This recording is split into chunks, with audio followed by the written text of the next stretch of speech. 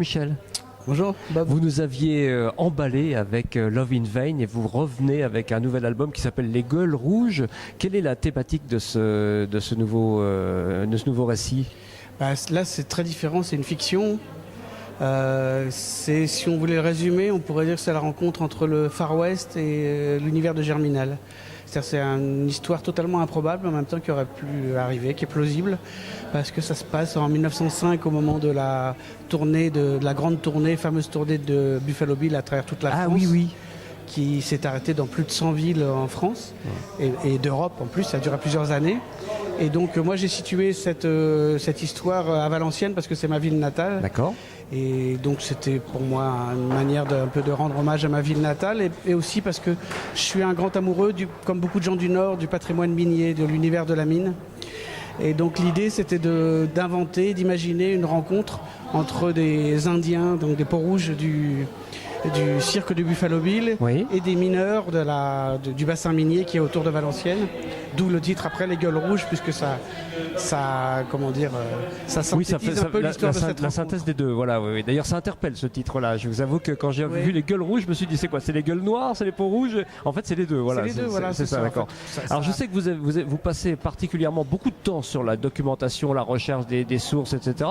Vous aviez quelque chose concernant cette fameuse tournée? Il y a des documents, il y a des. Oui, la plupart des villes dans lesquelles Buffalo Bill est passé à cette époque ont gardé des archives. Ah oui. Et d'ailleurs, il y a des gens encore vivants qui... Moi, depuis que je parle de ce projet, les gens souvent me disent « Ah bah tiens, mon grand-père m'en a parlé, etc. Ou mon arrière-grand-père y avait été, etc. » Enfin, pour répondre à la question, à Valenciennes, une fois que j'ai su que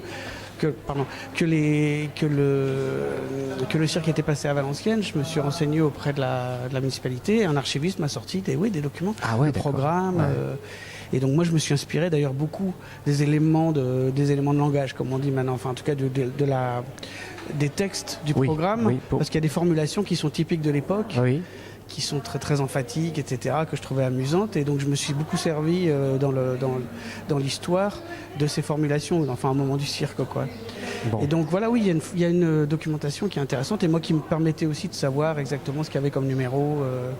Et oui, alors pour répondre à la question aussi, je me suis beaucoup documenté, non seulement sur Buffalo Bill, sur le cirque, mais aussi sur le monde de la mine. Ah oui, voilà, d'accord. Sur la vie quotidienne des mineurs, parce qu'en fait c'est ça l'histoire, c'est que la rencontre des mineurs avec c'est la rencontre entre les deux, mais c'est un peu ce qu'on avait fait pour Love in Vain aussi, c'est-à-dire à partir du personnage de Robert Johnson et du blues brosser en général, de brosser l'époque, de raconter le contexte. Et là, l'idée, c'est de montrer en 1900 quelle était la vie quotidienne des mineurs.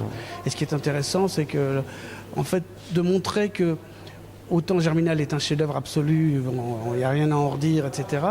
Autant souvent les gens ont une vision des mineurs de l'époque très très misérabiliste et qui ne correspond pas. Alors, je sais bien que c'est un petit peu après Germinal, c'est 20 ans plus tard, mais même 25 ans plus tard, mais en fait cette vie des mineurs est beaucoup plus joyeuse, même si c'est des gens qui avaient une vie très très dure à l'époque. Oui, oui. Ils savaient s'amuser quand même, voilà. Jusqu'à la fermeture des mines. Mais comme souvent dans des univers de gens qui ont des vies très très difficiles, il y a une espèce de joie de vivre et d'humour qui se crée. Et puis c'est aussi l'esprit des gens du Nord. C'est ça que les gens connaissent maintenant à travers des films comme le film de Danny Boone, etc. C'est une espèce de joie de vivre, et évidemment qui existait à l'époque déjà et dans le monde des mineurs. Et c'est ça, une espèce de truculence, de côté un peu piquant comme ça. Que j'essaie de rendre aussi. Voilà, c'est extraordinaire parce qu'effectivement on apprend plein de choses et puis ça casse un peu ce genre de mythe. En tout cas, je vous souhaite un bon succès avec cette nouvelle BD. Peut-être sans dévoiler la suite, mais je sais que vous avez toujours 1 million de projets sous le coude. Vous travaillez déjà sur autre chose? Alors je travaille en ce moment avec Mezzo. On a redémarré un nouveau projet qui sera encore dans la musique, mais sur un autre musicien et un peu dans un autre univers. Donc là on a commencé à travailler dessus, et puis parallèlement je travaille aussi sur un portrait de Jane Mansfield, dessiné par Denis Cyr. D'accord. Pour lui c'est un retour à la bande dessinée parce que ça fait une quinzaine d'années qu'il n'en a pas fait. Il fait plus de l'illustration maintenant, mais là le sujet lui convenait vraiment très très bien parce que c'est un grand dessinateur de pin-up qui est très connu pour ça. Bien et donc sûr. Il a accepté de le faire, et donc voilà, c'est deux projets qui sont... On va suivre tout ça de très près. Pour l'instant on est au salon Vini BD de Dijon et ça s'annonce plutôt bien. Merci beaucoup et bon succès pour cet ouvrage. Merci Jean-Michel.